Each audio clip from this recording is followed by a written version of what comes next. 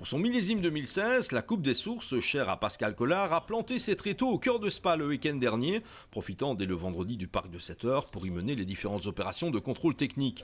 Avec plus de 120 voitures engagées, le succès était plus que jamais au rendez-vous, preuve que cette épreuve de type Legend, doyenne des rallyes de régularité pour voitures anciennes, continue de faire rimer qualité et quantité. Dès le vendredi soir, la course débutait pour les seuls concurrents de la catégorie Legend 50, qui se voyaient proposer une grande boucle de nuit de plus de 240 km, vaste exercice d'orientation sur routes ouvertes, lors duquel la notion de vitesse n'intervient pas. C'est déjà à ce moment que tout allait se jouer en Legend 50, Daniel Reuter et Christian Bernard faisant la différence avec leur Porsche 924, de sorte que l'équipage de la 141 n'avait plus qu'à gérer sur les spéciales fermées du samedi et remporter une implacable victoire. Grâce à mon copilote qui a fait des exploits, parce que personnellement, moi je suivais ses instructions et c'était nickel, c'était très très bien.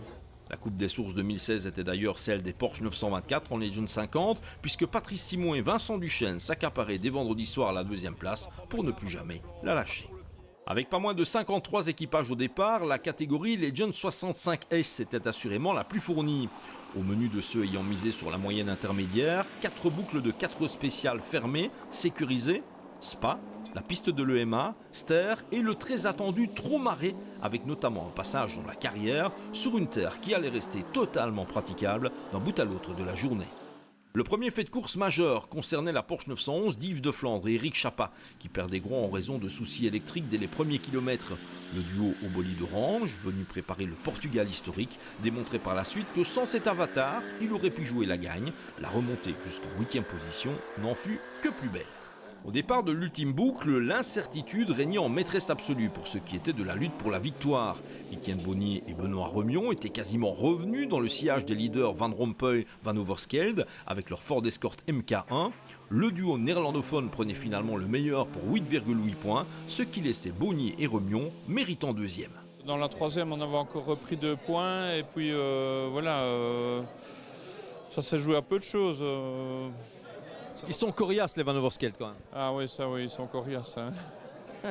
On aurait bien voulu pourtant les prendre sur nos terres, mais enfin bon voilà, ils ont très très bien joué. Je crois qu'être premier ou être deuxième, c'est magnifique. Les deux sont très méritants. Une fois encore, c'est donc un des frangins Van Overskelde, véritable expert de la régularité, qui s'est imposé à la Coupe des Sources.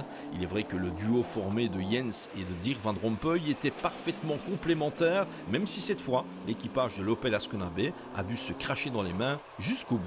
Du côté des adeptes de la moyenne haute, soit la catégorie Legend 80, cette Coupe des Sources a consisté en un impitoyable combat à 3 qui a longtemps tourné à l'avantage de Johnny Delay et Raphaël de Posson. Auteur d'une première boucle parfaite avec le redoutable Ford Escort MK2, il finissait par lâcher prise dans les 4 dernières spéciales, ce qui les faisait glisser de la première à la 3e place. Petite erreur de temps en temps de moi, petite erreur du copilote. Voilà, et voilà, des petites erreurs. Et nous autres, on avait fait la première boucle parfaite, hein, mais eux, ils avaient fait des erreurs, les collègues avaient fait des erreurs. Et voilà, ça a inversé les rôles et... Voilà, pas su revenir. Moi, je n'avais pas encore une boucle peut-être, on aurait peut-être pu revenir. Dans cette lutte à la seconde, Éric Marnette, l'emblématique copilote de Jean-Pierre Van de Houwer, aurait aimé accrocher la Coupe des Sources à son palmarès de Spadois. Il devait finalement se contenter de la 2e place, échouant à 6 petits points. Pour 22, il s'agissait de la 75e sortie de sa redoutable Lancia Beta Monte Carlo et de sa 71e présence à l'arrivée. Franchement bien. On aurait peut-être pu... prendre plus de risques, mais bon, franchement c'est bien. Et encore une arrivée avec ma Lancia, et la nouvelle boîte qui est sur ma voiture, c'est la préparation de la nouvelle. Très très bien fonctionné, donc super week-end. Ce qui signifie que le duo hyper complémentaire composé de Geoffrey Léon et Freddy Morse a eu le dernier mot, survolant la dernière boucle après un envol compliqué, avec un pointage en avance le matin. Victoire amplement méritée pour le duo à la Ford Escort MK1 et un palmarès qui ne cesse de se garnir pour le garagiste de Louvenier. On a un petit peu galéré dans la première boucle, vu qu'on avait fait une petite casserole dans la première spéciale, nous a fait perdre 14 secondes. On n'a pas baissé les bras, on a essayé de remonter au fur et à mesure du temps. Je crois que dans la 2e boucle, on fait le meilleur temps. Dans la 3e, on n'était pas loin, on fait de nouveau 2 petites erreurs au niveau des passages. On était toujours en avance. On s'est dit la boucle d'après, on ne se fera pas avoir. On va dans nos calculs faire exprès de passer une seconde en retard et ça passait à l'heure, donc impeccable. Et dans la dernière, on a tout donné et c'est passé. Seul vrai rallye de type Legend en Belgique, en dehors des Legend Boucle chères à Pierre Delettre, la Coupe des Sources surfe allègrement sur la vague des compétitions pour voitures anciennes, de quoi augurer des lendemains qui chantent.